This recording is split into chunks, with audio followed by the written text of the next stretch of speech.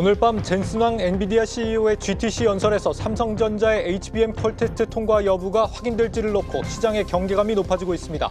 범용 메모리 업황 회복에 더해 AI 반도체 분야에서 새 국면이 찾아올 경우 삼성전자의 1분기 실적 바닥론에 더욱 힘이 실릴 것으로 보입니다. 파운드리 최신 공정에서 인텔이 부활을 예고한 가운데 삼성전자는 수율 개선 등 내실을 다지는 데 공을 들이는 모습입니다. 여러분 안녕하십니까? 3월 18일 마켓워치 첫 소식은 산업부 김대현 기자와 알아봅니다. 김 기자, 오늘 밤, 내일 새벽이라고 할 수 있죠. 이 엔비디아 GTC 연설이 이 삼성전자에게도 의미가 좀 클 것 같습니다.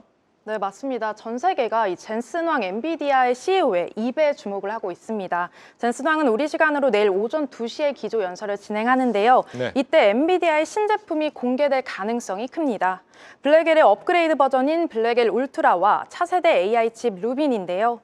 블랙엘 울트라에는 5세대 HBM인 HBM3가 그리고 루빈에는 6세대 HBM인 HBM4가 탑재되는 것으로 알려졌죠. 블랙엘 울트라가 당장 하반기에 출시될 예정인 만큼 삼성전자의 HBM3 품질 검증 통과 여부에 관심이 쏠리는 겁니다. 앞서 삼성전자가 HBM3 개선 제품을 1분기 말부터 일부 고객사에 공급하겠다고 밝히기도 했고요. 최근에 엔비디아가 삼성전자 천안 패키지 공장을 방문한 것으로 전해졌죠.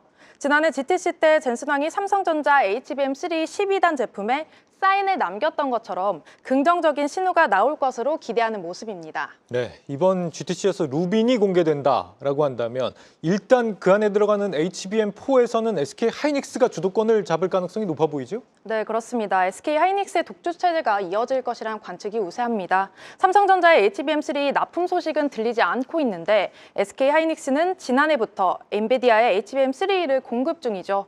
SK 하이닉스가 HBM3 핵심 공급 업체로 주도권을 이미 확보한 겁니다. HBM 시장 점유율도 SK 하이닉스가 65%로 절반 이상을 차지하고 있습니다. 그 다음이 삼성전자와 마이크론 순으로 추정되고요. 마이크론도 최근 류더인 전 TSMC 회장을 이사회에 영입하면서 SK 하이닉스와 삼성전자를 바짝 추격하고 있습니다. HBM4부터는 HBM의 두뇌 역할을 하는 로직 다이에 파운드리 공정이 적용이 되는데요. 자체 파운드리 역량을 보유하지 않은 SK 하이닉스와 마이크론은 TSMC와 협력이 사실상 필수이기 때문입니다. 하지만 SK 하이닉스의 HBM3 공급이 빨랐던 만큼 HBM4 경쟁에서도 우위를 점할 것으로 예상이 되고 있습니다. SK 하이닉스의 HBM4 공급 시기가 예상보다 앞당겨질 수 있다는 관측도 나오고 있는데요. 지난 1월엔 최태원 SK그룹 회장이 SK 하이닉스의 HBM 개발 속도가 엔비디아 요구보다 빠르다고 언급하기도 했죠.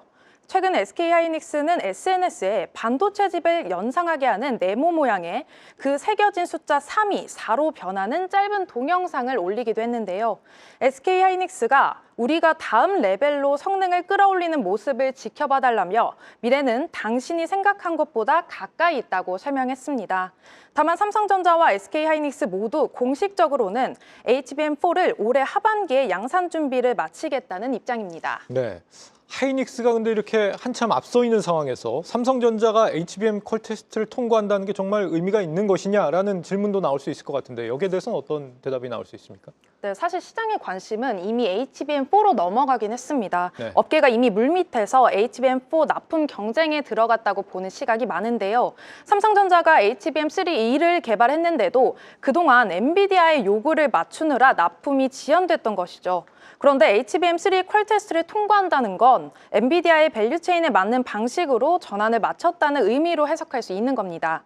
차세대 AI 가속기가 출시되려면 최소한 3, 4개월 전부터는 HBM 공급이 필요한 만큼 HBM4 주도권을 확보하기 위한 각축전이 펼쳐질 텐데요. 삼성전자가 축적된 기술력과 자본력을 바탕으로 SK 하이닉스를 빠르게 따라잡을 수 있다는 가능성도 제기되고 있습니다. 네, 그간 삼성전자가 반도체 소부장 밸류체인을 완전히 새롭게 다 갈아엎을 정도로 이 엔비디아 퀄 테스트 통과에 열을 올려왔기 때문에 이번에 통과가 된다고 한다면 앞으로 차세대 HBM 분야에서도 진입 가능성을 계속 높일 수 있는 첫 시작점이 될 수 있을 것 같습니다.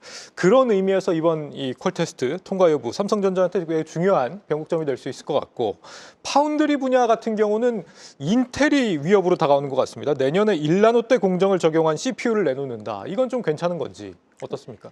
네, 외신에 따르면 인텔은 내년 1월에 팬더레이크를 공식 출시할 예정입니다. 이 칩은 AI가 탑재된 차세대 노트북용 CPU인데요. 1.8나노를 통해 생산되는 것으로 전해졌습니다. 1.8나노는 세계 최대 파운드리 업체인 대만 TSMC와 삼성전자가 양산 중인 3나노보다 앞선 공정인데요. 엔비디아와 브로드컴 등이 자신의 요구에 맞게 칩 생산이 가능한지 평가하는 단계로 알려졌습니다. 인텔이 리프탄 신임 CEO를 임명하는 등 이 대대적인 변화를 예고하면서 삼성도 긴장을 늦출 수 없는 상황입니다.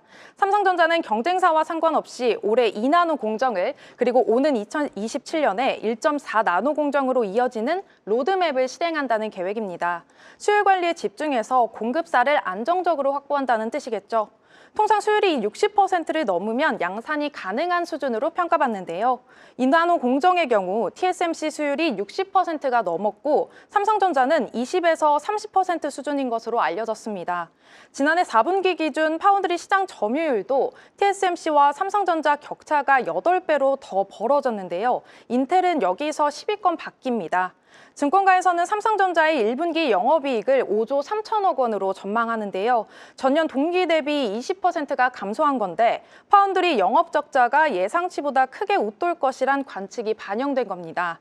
이재용 회장도 파운드리는 기술력 부족으로 가동률이 저조하다고 질타한 만큼 삼성의 대응이 주목되는 시점입니다. 네, 일단 오늘 밤 젠슨항의 입을 주목해 보시죠. 산업부 김대현 기자였습니다.